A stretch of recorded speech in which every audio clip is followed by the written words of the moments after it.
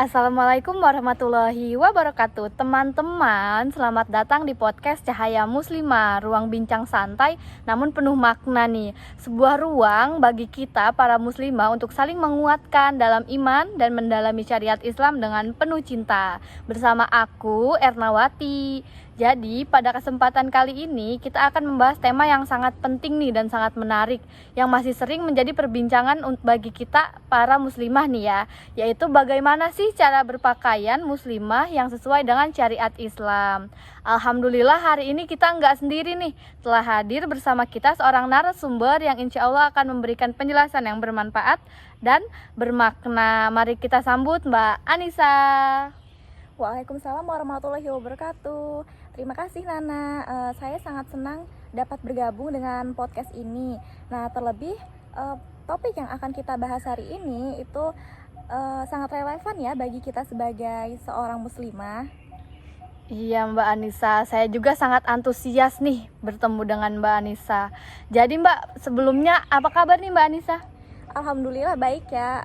Kamu sendiri gimana? Alhamdulillah baik. Jadi kita langsung saja ya Mbak ke pertanyaannya. Sebenarnya bagaimana sih kriteria berpakaian yang sesuai dengan syariat Islam dan apa saja begitu syarat-syaratnya? Wah, pertanyaan yang sangat penting sekali ya Nana. Jadi dalam syariat Islam, pakaian muslimah itu memiliki beberapa syarat. Yang pertama, pakaian itu harus menutupi seluruh tubuh kecuali wajah dan telapak tangan, sebagaimana disebutkan dalam Quran surat An-Nur ayat 31 dan Quran surat Al-Ahzab ayat 59, yaitu menutup aurat itu bukan semata-mata soal fisik, tetapi juga merupakan bentuk ketaatan kita kepada Allah Subhanahu wa Ta'ala. Oh, Masya Allah. Jadi makna menutup aurat itu jauh lebih dalam dari yang kita ketahui ya teman-teman. Jadi menutup aurat itu bukan hanya soal menutupi tubuh, tetapi juga tentang menjaga kehormatan dan menunjukkan kepatuhan kita kepada perintah Allah ya Mbak ya. Iya, benar sekali Nana. Jadi selain menutup aurat, ada juga syarat yang kedua, yaitu pakaian tersebut harus longgar dan tidak membentuk lekuk tubuh. Karena pakaian yang ketat meskipun panjang itu akan tetap mengundang perhatian dari lawan jenis. Begitu ya. Baik, saya mulai paham nih ya Mbak ya. Jadi memang terkadang tuh ya, kadang kita merasa sudah cukup hanya dengan mengenakan pakaian yang panjang dan menutup gitu ya. Tetapi lupa bahwasannya bahan atau potongannya juga perlu diperhatikan agar tidak melanggar syariat Islam. Iya, betul sekali Nana. Ada juga syarat yang ketiga nih. Jadi pakaian itu tidak boleh tipis atau menerawang. Dan Rasulullah SAW itu pernah memperingatkan akan adanya perempuan yang berpakaian tetapi terlihat seperti teranjang. Nah, maka dari itu penting untuk kita memilih bahan yang benar-benar menutupi tubuh kita dengan baik. Oh, begitu ya. Wah, itu peringatan yang sangat kuat ya Mbak Anissa ya. Sepertinya hal ini sering gitu ya tidak kita sadari gitu ya. Terutama ketika memilih busana untuk acara tertentu seperti kondangan yang terkadang harus mewah atau harus seperti aneh gitu ya, atau karena alasan kenyamanan gitu ya Mbak ya. Iya, benar sekali. Jadi perlu nih bagi kita sebagai muslimah perlu kesadaran dalam memilih pakaian yang tidak hanya nyaman tapi juga harus sesuai dengan syariat-syariat Islam gitu. Dan selanjutnya ada syarat yang keempat, yaitu pakaian muslimah itu tidak boleh menyerupai pakaian laki-laki. Dan Rasulullah SAW itu melaknat perempuan yang menyerupai laki-laki termasuk dalam hal berpakaian. Wah, menarik banget sih itu ya Mbak ya. Jadi agama Islam itu benar-benar ya menjaga batas identitas antara laki-laki dan perempuan ya. Iya, betul sekali Nana.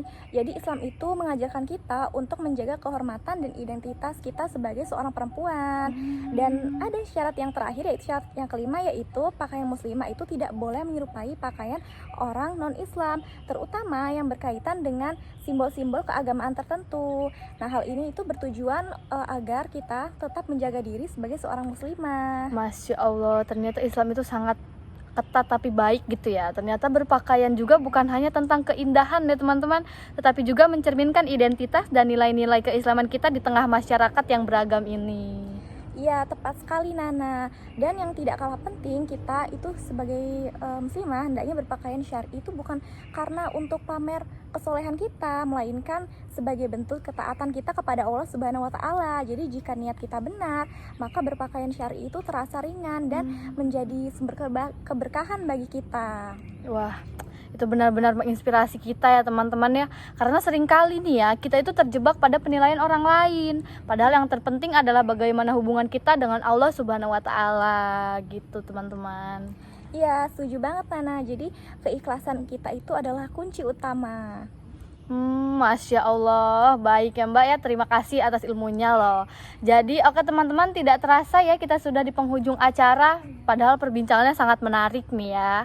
Terima kasih banyak Mbak Anissa atas ilmu yang telah disampaikan. Semoga pembahasan hari ini menjadi pengingat dan penyemangat bagi kita semua untuk terus memperbaiki diri dalam hal berpakaian sesuai dengan syariat Islam.